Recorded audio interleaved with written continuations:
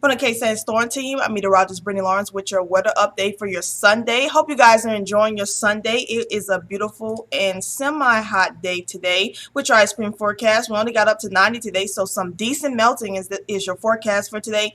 And we will see cooler weather and below average temperatures moving forward into this week. Over the last 24 hours, I'll go ahead and pause this right here. We got down to 75 degrees and kind of hovered in the 80 degrees, upper 80s, before we actually got to 90 today. So that was our high today. 89 here currently in San Angelo, 90 in Ozona, a little warmer to the east, like in Wall and Eden there at the low 90s there, 88 in Melvin, 89 in Loyne, 90 in Ballinger. So all of us are hovering around upper 80s, low 90s, and you can tell where the rain is on this map, where the yellows and even those greens are starting to show up, like in San Antonio and Austin. They're at 84 degrees. That's where they're getting some good rainfall, a good bit of rain all through the Panhandle there. It's 74 across the board in Amarillo, Lubbock, and Midland. 64 in Marfa, where they have that low pressure system continuing to bring in a lot of moisture. And I'm going to go ahead and show you guys what's going on. That stationary front is pretty much extending. I'm going to go ahead and draw it on the map for you all the way up here from the Ohio River and cutting through the Panhandle. And then you have this low pressure system here in the Big Bend region filtering in that Gulf moisture, and you can kind of see the southerly inflow into Texas from the Gulf moisture. So you have all that going on in that high pressure system.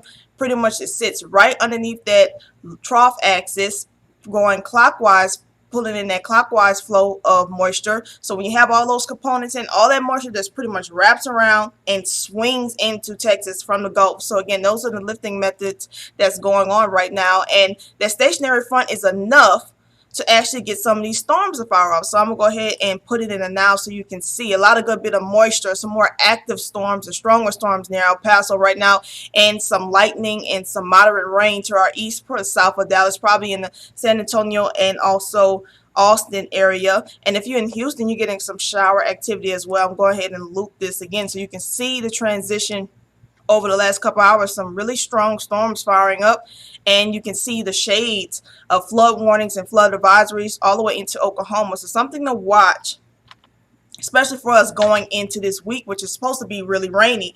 Thanks to that stationary front, it's going to stay there for a while, and we're not really in need of it for most of our areas. Do have some abnormally dry conditions and moderate drought conditions pretty much in the southern, southwestern tip of Crockett County. Everywhere else, and even a little bit of abnormally dry conditions in Kimball County, everywhere else is really not needing the rain, but from the heat and getting the triple digits the other day, some rain is needed here. I know I love the rain, so if you guys love the rain, you're going to enjoy it the next couple of days. Expect some isolated showers possible going into the evening hours for some areas across the Concho Valley, more for the northwestern and probably out there in northwestern Crockett County. Again, can't rule out one here in San Angelo, so just always better to be prepared going out tonight. Just go ahead and grab that umbrella just in case. But expect temperatures to get down into the 80s and then eventually get into the 70s after 11 p.m. Again, tonight's lows look something like this. We'll get down in the low 70s, just like we were yesterday. Some areas may get in the upper 60s. Tomorrow, with all that rain and scattered thunderstorm chance, we're going to be looking quite below average for this time of year, which I'm not complaining going into July.